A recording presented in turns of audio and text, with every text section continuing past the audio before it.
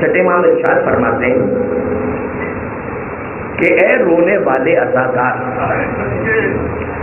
تیری آنکھوں سے نکلنے والے آنسو تیرا مولا حسین اپنے مقتل سے دیکھتا ہے۔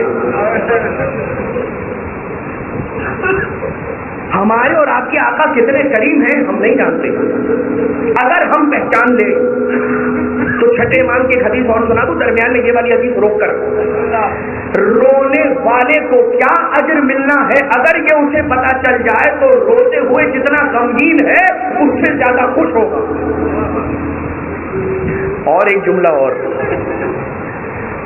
کہ اگر لو علموا ما فی بکاء الحسین لماتوا شوقا، اگر انہیں پتا چل جائے کہ حسین کے بکا میں، حسین کے رونے میں کیا راز چھپا ہے تو روتے روتے مر جائے گا، اسے مر جائے گا۔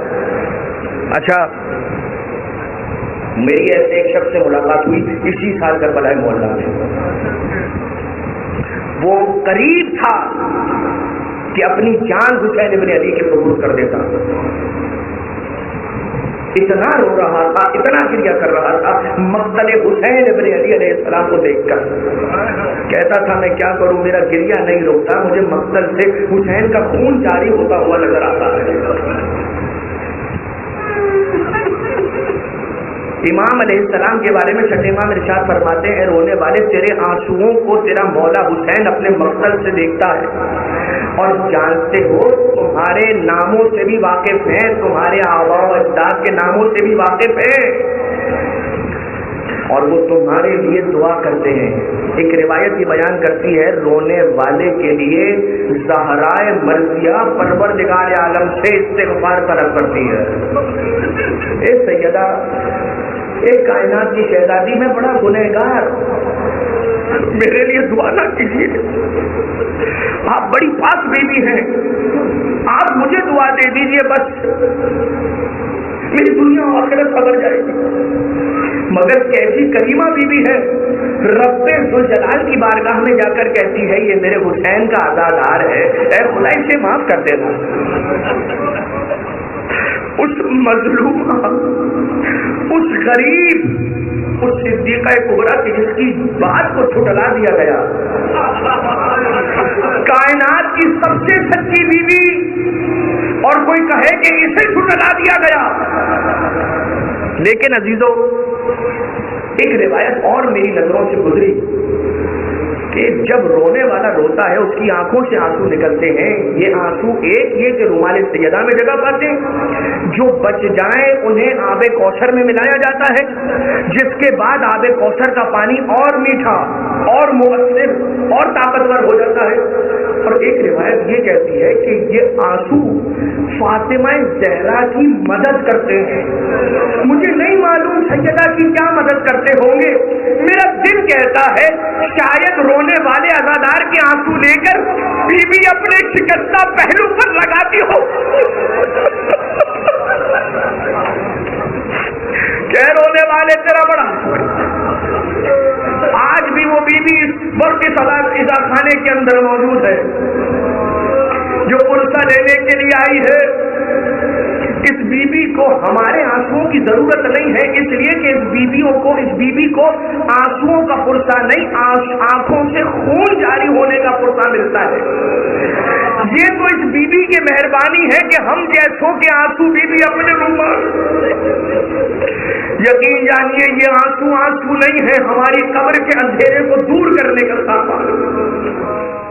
سیاہ پوشی، کالا لباس پہننا غم اہل بیت علیہ الصلوۃ والسلام میں کیا حیثیت رکھتا ہے اہل بیت کے گھرانے کے مطابق؟ امام سید الساجدین آقا زین العابدین علیہ الصلوۃ والسلام ارشاد فرماتے ہیں،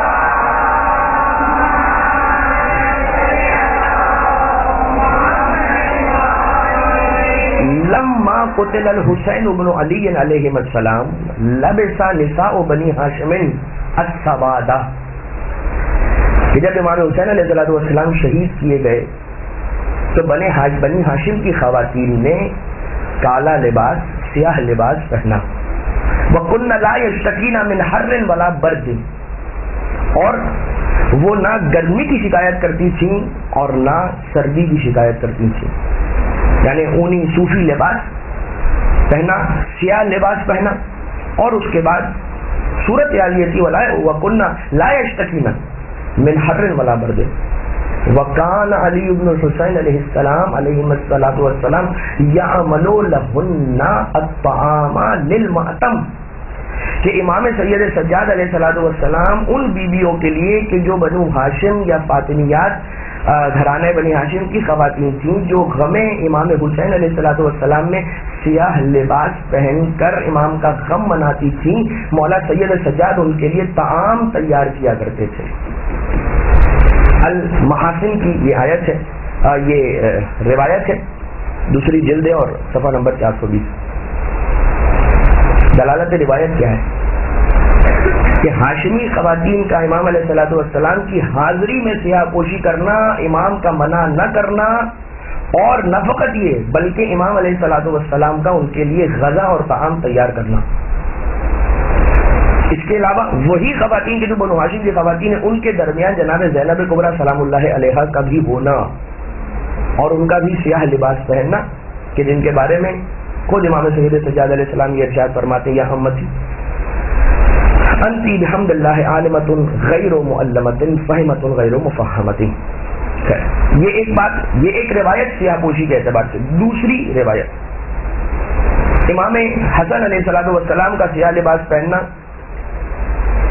کے اعتبار سے مدائنی کی یہ روایت ہے، اور مولا کائنات علیہ السلام کی شہادت کے بعد عبداللہ ابن عباس ابن عبد المطلب لوگوں کے درمیان آئے، اور آنے کے بعد مولا کائنات علیہ السلام کی شہادت پر گریہ کیا اور یہ کہنے لگے کہ اے اہل کوفہ، ہمارا امام اس دنیا سے رخصت ہو گیا ہے، اور وہ اس دنیا سے تشریف لے گئے مگر اپنا جانشین منتخب کر گئے ہیں. کیا اے اہل کوفہ آپ یہ پسند کرتے ہیں کہ مولا کائنات علیہ السلام، ہمارے امام امیر المومنین علیہ السلام کا وہ جانشین ہمارے درمیان تشریف لائے؟ اور لوگ سارے کے سارے گریہ کرنے لگے اس بات پر کہ ہمارا مولا اس دنیا سے رخصت ہو گیا، تو کیوں ایسا نہیں ہو کہ ہم ان کے جانشین کی زیارت کرنا چاہیں. اور پھر اس کے بعد عبداللہ ابن عباس نے امام حسن مجتبیٰ علیہ السلام کو مجمع میں بلایا. جب مولا تشریف لے کر آئے تو امام حسن مجتبیٰ علیہ السلام نے سیاہ لباس پہنا ہوا تھا. شہادت امیر المومنین علیہ السلام پر امام حسن مجتبیٰ علیہ السلام کا سیاہ لباس پہننا وکانا خرجا الیہم وعلیہ ثیاب سود. شرح نہج البلاغہ کی روایت ہے کہ امام حسن مجتبیٰ علیہ السلام لوگوں کے درمیان اس عالم میں تشریف لے کر آئے کہ ان کے تن پر سیاہ لباس تھا. ایک اور یہ تیسری اور آخری روایت میں آپ کی خدمت میں عرض کر رہا ہوں. روایتیں بہت ہیں، میں نے 3 روایتیں چنی ہیں اور آپ کی خدمت میں عرض کی جا رہی ہیں. ہاشمی خواتین کا رہائی کے بعد نوحہ اور ماتم کا تقاضا. یہ روایت فخر الدین سریحی نے اپنی المنتخب نامی کتاب کے اندر لکھی ہے یہ روایت. اور یہ کہتے ہیں کہ یزید لعنت اللہ علیہ نے حرم رسول اللہ صلی اللہ علیہ وآلہ وسلم کو طلب کیا اور پوچھا کہ آپ یہاں رکنا چاہیں گے یا پھر مدینہ پلٹنا چاہیں گے. بیویوں نے فرمایا نحب اولا ان ننوح علی الحسین علیہ السلام، ہم یہ پسند کریں گے کہ پہلے حسین ابن علی علیہ السلام پر گریہ کریں. اس نے کہا کہ ایسا چاہیں ویسا کریں، اور حجرے خالی کروا دیے. فلم تبق ہاشمیۃ ولا قریشیۃ الا ولبست السواد علی الحسین علیہ السلام. کوئی ایک ہاشمی خاتون بھی ایسی نہیں تھی اور ایسی کوئی قریشی خاتون نہیں تھی، یعنی بنی قریش میں سے بھی کوئی ایسی خاتون باقی نہیں تھی کہ جس نے کالا لباس نہ پہنا ہو، اور ہاشمی خواتین میں سے بھی کوئی ایسی باقی نہ رہی کہ جس نے کالا لباس نہ پہنا ہو. جتنی خواتین تھیں تمام نے لباس سے سیاہ जेब तन कर रखा था। इमाम हुसैन अलैहिस्सलाम की शहादत और उनके गम के एतबार से ये रिवायत मुस्तदरकुल बसाई की है। ये 3 रिवायतें जो आपकी खिदमत में सियाह पोशी के एतबार से जिक्र की गई, ये बखूबी बयान करती है कि अहले बैत अलैहिस्सलाम के यहाँ पर ये तरीका रहा है हमेशा, इमाम हुसैन अलैहिस्सलाम की मुसीबत का मामला हो या अमीरुल मोमिनीन अलैहिस्सलाम या अहले बैत अलैहिस्सलाम के में से किसी और की शहादत के एतबार से, कि जब भी गम का सिलसिला या शहादत का सिलसिला होता था तो वो अपने तन पर सियाह लिबास पहना करते थे। अब आ जाइए एक और रिवायत आपकी खिदमत में अर्ज की जाए इसी एतबार से कि हजरत आदम अलैहिस्सलाम ने कैसे मौला अब्दुल्लाह अलैहिस्सलाम के इस वाक़े को सुना और उसके बाद क्या अमल अंजाम दिया कि जिसके बाद आप बीबी हवा से आ मिले। बिहारुल अनवार जिल्द नंबर 44 सफ़ा नंबर 242, अल अवालिम या अवालिमुल उलूम जिल्द नंबर 1 सफ़ा नंबर 101।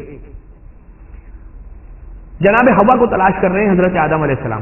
कैसे मिली जनाब हवा, ये इस रिवायत के अंदर मौजूद। कैसे मिली है जनाब आदम को हजरत हवा सलामुल्लाह अलैहा। हजरत आदम का सीना तंग हुआ, जमीन पे आने के बाद बीबी हवा से जुदाई हो गई, फिराक हो गया, और करिया करिया शहर शहर फिरते जा रहे हैं और हजरत हवा मिल नहीं रही तो उन्हें तलाश नहीं कर पा रहे, गमगीन हुए, लर्जा तारी हुआ, जमीन पर गिरे, खून जारी हुआ, सर को बुलंद करके आवाज लगाई और एक सदा बुलंद की कि परवरदिगार क्या मुझसे कुछ और खता भी हुई है कि जिसकी मुझे ये सजा मिल रही है। जवाब आया फ़अौहल्लाहु इलैहि, तो वही हुई हजरत आदम अलैहिस्सलाम पर अल्लाह की जानिब से, या आदमो मा हदसा मिनका ज़ंबुन, आपसे कोई और गलती सरजद नहीं हुई, कोई और तरके औला सरजद नहीं हुआ, वलाकिन युक्तलु फी हाज़िहिल अर्ज़, लेकिन बात यह है कि इस जमीन पर आपके वलदुकल हुसैन जुल्मन, इस जमीन पर हुसैन इब्न अली अलैहिस्सलाम को जो आपकी आल से ताल्लुक रखते हैं उन्हें शहीद कर दिया जाएगा। फसाअल दमु का मुआफ़क़तन लिदमे, तो आपका खून भी उनके खून के बहने की मुआफ़क़त में यहां पर बहा है। आपके खून के बहने की वजह यह है कि आका हुसैन का खून यहां बहने वाला है, इसलिए उस मुआफ़क़त में आपका खून यहां पर बहा है। क्या अंदाज है परवरदिगार, क्या किस इम्तिहान से अपने नबी को गुजार रहा है, और अपने आखिरी नबी के एक बेटे हुसैन इब्न अली अलैहिस्सलाम की मुसीबत को याद करवाने का ये अंदाज। फ़क़ाला आदम, हजरत आदम अलैहिस्सलाम ने इरशाद फरमाया, या रब अयकूनुल हुसैन नबियन, क्या हुसैन नबी होगा? तो वही हुई, काला ला, नहीं हुसैन नबी नहीं होगा, वलाकिन्नहु सिबतुन नबी मोहम्मद सल्लल्लाहु अलैहि वसल्लम, लेकिन हुसैन नबी का टुकड़ा होगा, नबी का बेटा होगा। काला वमनिल कातिल लहू, कौन होगा इस हुसैन का कातिल? काला कातिल हु यजीद लईन अहले समावात वल अर्ज़, कि हुसैन इब्न अली अलैहिस्सलाम को कत्ल करने वाला यजीद होगा जो कि लईन होगा जमीनों में भी और आसमानों में भी, जमीन वालों में भी और आसमान वालों में भी वो लईन शुमार होगा। फ़क़ाला आदम, तो हजरत आदम अलैहिस्सलाम ने कहा, फ़अय्यु शैइन अस्नअ या जिब्राईल, तो ए जिब्राईल ये बताओ कि मैं क्या काम करूं, मैं क्या चीज अंजाम दूं, क्या करूं, मुझे क्या करना चाहिए? फ़क़ाला इलअनहु या आदम, ए आदम यजीद पर लानत कीजिए, ये जिब्रील कहते हैं। फ़लअनहु अर्बअ मर्रातिन, तो हजरत आदम अलैहिस्सलाम ने 4 मरतबा लानत की है यजीद पर। व मशा खुतवातिन इला जबल अरफात, यहां तक कि कुछ कदम ही चले थे कि जबल अरफात पहुंच गए। फवजदा हव्वा हुनाका, और वहां पर उन्होंने हजरत हव्वा अलैहिस्सलाम से मुलाकात कर ली। ये असर है यजीद लईन पर लानत करने का, ये असर है आका अब्दुल्लाह अलैहिस्सलाम के गम में गमगीन हो जाने का, कि हजरत आदम अलैहिस्सलाम को जनाब हव्वा से मुलाकात हो जाती है और आप हजरत हव्वा के साथ रियूनाइट हो जाते हैं, हजरत आदम अलैहिस्सलाम। ये रिवायत बिहारुल अनवार की जिल्द नंबर 44 सफ़ा नंबर 242 पर और अवालिमुल उलूम की जिल्द नंबर 1 सफ़ा नंबर 101 पर मौजूद है। और ये भी अल्लाह का फजल है कि अपने हुसैन पर रोने वाली की आंख से निकलने वाले मक्की के बर के बराबर आंसू के एवज चाहे तो جیسے کہ روایتوں کے اندر ہے جنا حل بعوضہ، یعنی کہ مکھی کے پر کے برابر بھی اگر اس کی آنکھوں سے تری جاری ہو جائے، اس کی آنکھ تر ہو جائے، غم حسین کی وجہ سے نکلنے والے آنسو کی وجہ سے اس کی آنکھ تر ہو جائے، آنسو بھی نہیں، وہ تو آنسو کو عربی میں کہا جاتا ہے اغروا رقت عیناہ من الدموع، یعنی آنکھوں میں آنسو بھر آنا۔ ایک کیا ہوتا ہے انسان کا دل نرم ہونا، پھر ایک وہ مرحلہ آتا ہے کہ انسان کی آنکھیں آنسو سے بھرتی ہیں، پھر ایک وہ مرحلہ آتا ہے کہ آنسو کا ایک قطرہ بن کر اس کے رخسار پر آتا ہے، اور وہ قطرہ رخسار سے چل کر اس کی ریش اس کی داڑھی تک آتا ہے، اور پھر وہ مرحلہ آتا ہے کہ اس کے آنسو ٹپکنے لگتے ہیں۔